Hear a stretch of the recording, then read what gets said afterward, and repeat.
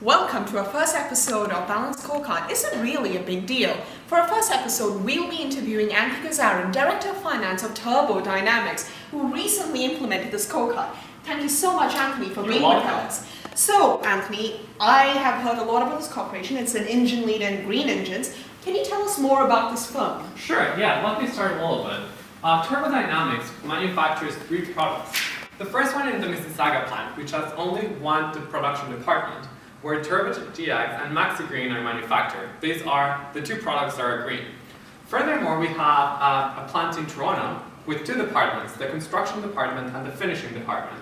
The construction department is managed by Raj Patel, and then all the costs are then assigned to the finishing department by Janice Wong, which we produce cylinders. So hopefully by now you have a very good understanding of our firm. I think we do. Thank you so much, Anthony.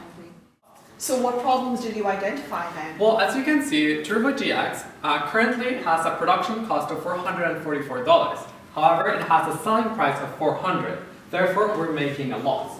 Right. Now, Maxi Green has a cost of $393 to produce, and we are able to sell it for $400. Therefore, we're making a $7 profit. Okay. Finally, the cylinders, which are mass-produced, we are able to produce them at $8.89.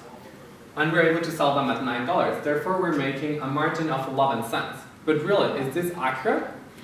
That's where the balanced scorecard kicks in, isn't it? Exactly. Perfect. Okay. What were your financial objectives with the balanced scorecard? Excellent question. Actually, I prepared some notes ahead of your interview. The first thing that we wanted to do, we had 2 objectives. The first one was to identify the process, the actual costing of all the products. Okay. And the second thing is we wanted to improve the cost structure of both products. Oh, and what were your targets with respect to both of these? Well, first of all, for Turbo GX, we wanted to decrease unit cost by 20%, since we identified that the cost was too high at the beginning. Also, for the Maxi Green, we wanted to maintain a profit margin of 5%. Okay. Finally, for the cylinders, we wanted to maintain a profit margin by a factor of 3. So what were the initiatives that were going to be in place to make sure you achieved all of these? Well, the main thing that I did was I looked at the cost structure that they were using and identified what was going on with that and if it was accurate or not.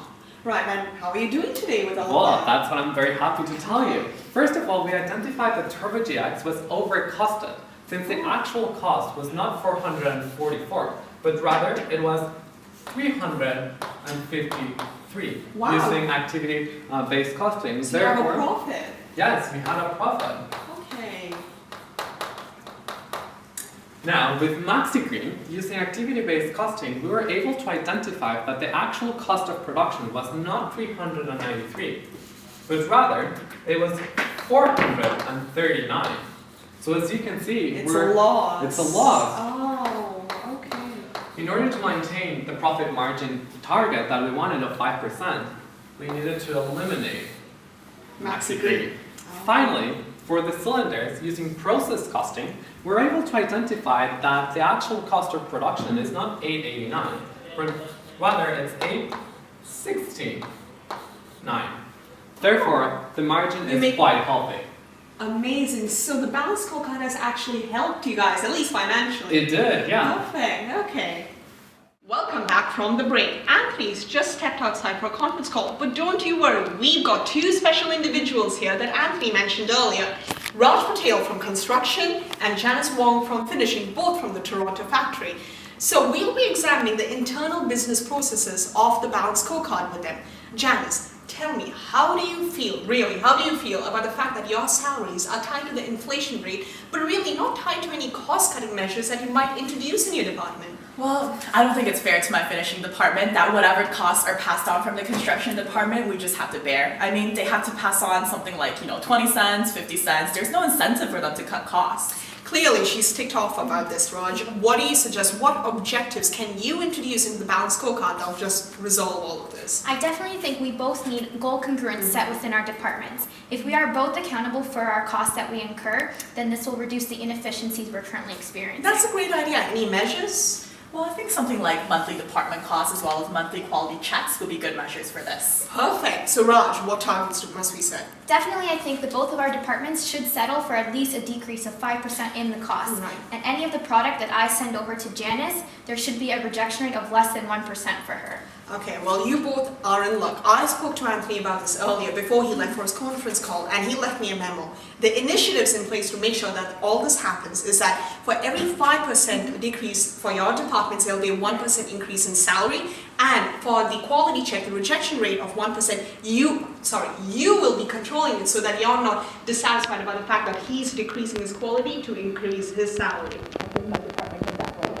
Perfect. Another success for the balanced scorecard. Okay, now that we got two main problems out of the way through the balanced scorecard, we've eliminated maxi-grade, we've made sure that your departments sync up. Let's focus on the people that matter the most, your customers. What customer growth strategies have you looked to implement right now? Well, our main goal is to increase our market share. So we plan to do so by increasing our market share percentage. Currently, we're at 10%.